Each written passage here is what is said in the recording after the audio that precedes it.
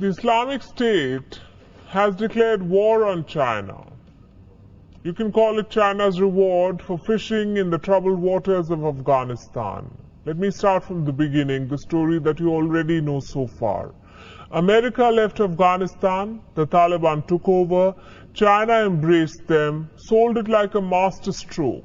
China winning Afghanistan without firing a single bullet. That's how it was seen. Wrong assessment, we say. China burning its fingers in Afghanistan is more like it, and I will tell you how. When you befriend terrorists, you're signing up for trouble. Ask the United States. They created the Mujahideen against the Soviets back in the 1980s. Some of them became the Taliban, a group that America could not defeat after a 20-year-long war. The Chinese are committing the same mistakes today. They supported the Taliban only to end up with a target on their back. Terrorists of all hues are flourishing in Afghanistan today. The Taliban pretends to fight them, but they're all cut from the same cloth. They have sympathizers. They also have a power struggle going. So the Islamic State Khorasan is vying for power in Afghanistan, and it has put China on notice. It is recruiting ethnic minorities, the Uighurs and the Baloch, two groups that have suffered at the hands of China. The ISIS is drawing from them. Let me show you how this is happening. 2 weeks back, a mosque was targeted in Kunduz in Afghanistan. At least 50 people were killed. The Islamic State was behind the suicide bombing. Do you know who was the suicide bomber?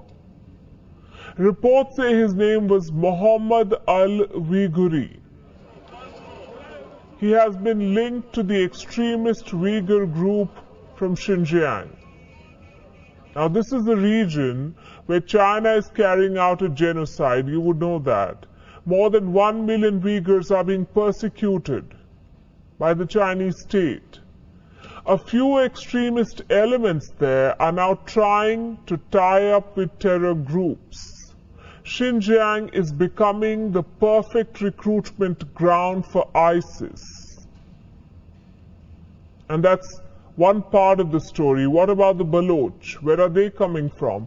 Last week, a mosque was attacked in Kandahar, the headquarters of the Taliban. There were two perpetrators. We have their names now, Abu Ali al-Balochi and Anas al-Khorasani. One of them, as I'm sure you can tell, was a Baloch. Just like the Uyghurs, the Baloch are no fans of the Chinese. They have suffered because of the China-Pakistan economic corridor. They've lost their land, livelihood and people. Some Baloch groups have taken up arms and they've been attacking Chinese citizens working in Balochistan. Now, some of them are joining terror groups in Afghanistan. So do you see the pattern here? The Baloch and the Uyghurs, two communities facing Chinese oppression. The Islamic State is happy to add them to their ranks. The Islamic State is exploiting existing divisions to create a force to fight China. The signal couldn't be more clear for Beijing at this point. The Islamic State has the Chinese on their hit list. They've had the Chinese on their hit list for a while now. Abu Bakr al-Baghdadi had labeled China as the enemy way back in 2014. Why? Because of the crackdown against the Uyghurs. Even the violent founder of ISIS knew that China is torturing them. Baghdadi wanted to launch a jihad against China for the oppression of Uyghurs. In the years that followed, the ISIS amped up its propaganda against the Chinese. They came out with a video in 2017. It was called Children of the Caliphate. The video was made in Iraq. It featured around 30 Uyghur militants.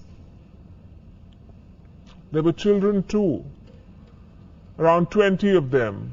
They were shown in a training camp.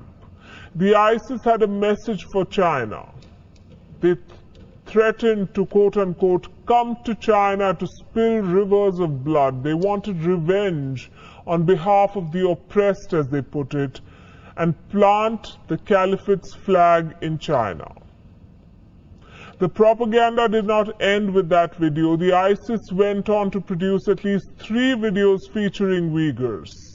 They even issued threats through an audio message in Mandarin.